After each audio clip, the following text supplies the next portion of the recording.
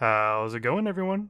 I've got a bit of an interesting video today, as I was fortunate enough to get my hands on the upcoming Orcs Must Die Deathtrap and wanted to share my thoughts on what you should expect from the newest iteration to this beloved franchise. I'm going to try to cover both the good and the bad to let you see if this is something that you should be checking it out when it officially releases tomorrow on January 28th. But first of all, I'd like to give a quick shout out to Liam and Guillotine Agency for giving me access to this game and providing me a ton of information and insight into the game, and without them, this video would not have been possible. But getting back to the video, for those who aren't familiar with Orcs Must Die, each game sees you participating in a tower defense style game mixed with a third-person shooter aspect. In your time playing, you utilize barricades to funnel enemies into your traps and vanquish hordes of orcs who are trying to enter a rift. Each game has added more to the formula set before it, as Orcs Must Die 2 allowed for co-op, and the third iteration allowed for massive traps and large-scale defenses. Orcs Must Die Deathtrap is looking to take a roguelite approach to the established formula by making players choose their encounters and subsequent bonuses throughout each run. After beating each mission, which besides the boss fights usually consists of 6 waves, the player is allowed to take all the skulls that they've earned and return to the fortress where they can purchase upgrades, which I'll get into a little bit later on. Or you can gamble those skulls to keep pushing forward, with the ultimate goal being to defeat the 5 bosses of the game. You start off with 6 different playable characters, but you can actually unlock one more and add it to your roster in a method that I'm actually not going to share because it was a little fun to discover it on my own. Each of these characters have their own weapon and skills alongside a unique trap that costs nothing to deploy, and an ultimate ability that can be used to devastating effect. Using these skill sets alongside choosing threads in between each wave, which are modifiers that have effects that can potentially change your approach for the rest of the run, you must make the most of the arsenal given to you in order to keep the rift safe. Oh hey! Didn't see you there. So you're interested in becoming a war mage? You think you've got what it takes? Diving into the review portion of this video, I'd like to start off by talking about what this game does right. Firstly, it actually keeps the Orcs Must Die feeling to its core. The writing, quirkiness, and charm of beating down these waves of orcs alongside matching it to a roguelike style actually felt really natural. Each character having their own set of skills is also a great touch, and although I only ever played it in single player mode, I felt like any character could really be used, but I did have a personal preference to ranged fighting.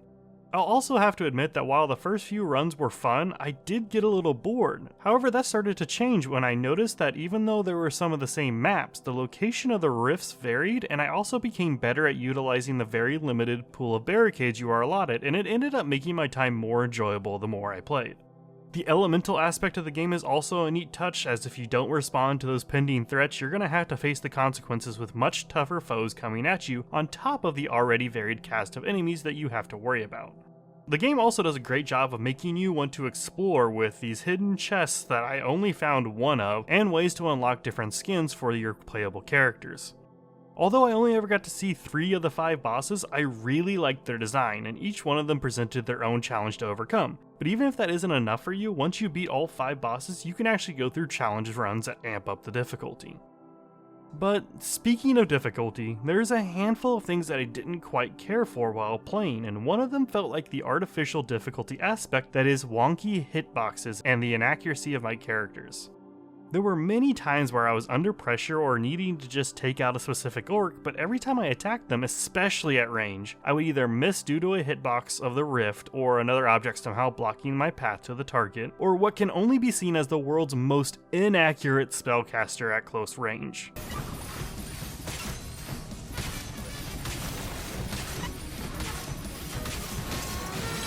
It became kind of frustrating to figure out exactly where I needed to position myself to hit these characters, but it wasn't just the ranged characters that suffer from hitbox issues, as there were a handful of times that a hit wouldn't register with a melee character.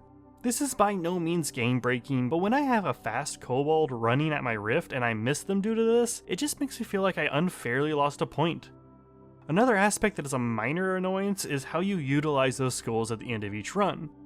Each mission gives you a specific skull to unlock more traps to use, but everything else is dependent on regular skulls, making a strong bottleneck of progression between upgrading traps, upgrading all characters, character-specific abilities, and purchasing new threads to use in future runs.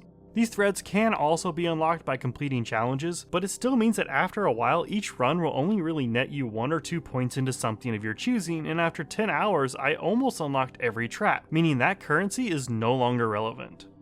I personally think that if you tie that specific currency to the character specific upgrades as well, it would help balance things out, but with skulls being the main currency, it's going to take a long time before you max everything out. And in order to do that, one more obstacle needs to be overcome, and that is the fact that this game needs co-op to realize its full potential.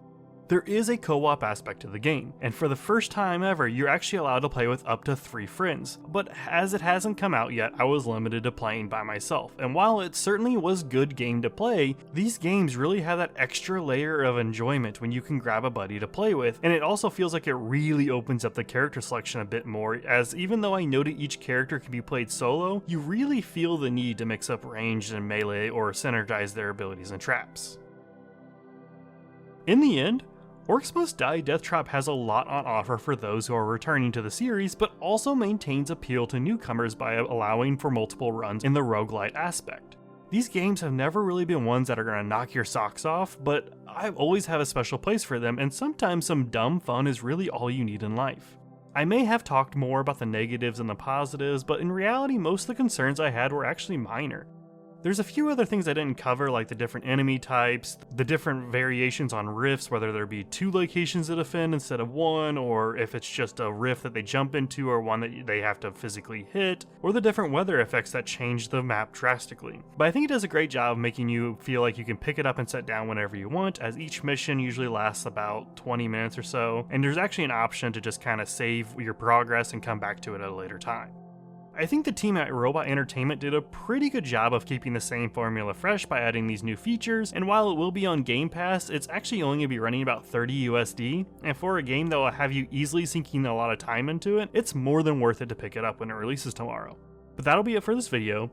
I hope you have a great rest of your day, and as always, be kind to one another. Let me show you how it's really done.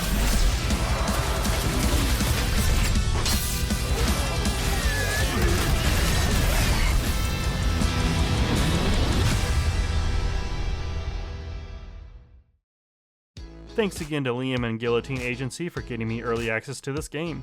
I also want to thank Relativity, Naughty Dog is King, Chaos, and Kamikolo alongside all those sub to the channel. Let me know if there's any other games you're excited about, but either way, I will see you soon.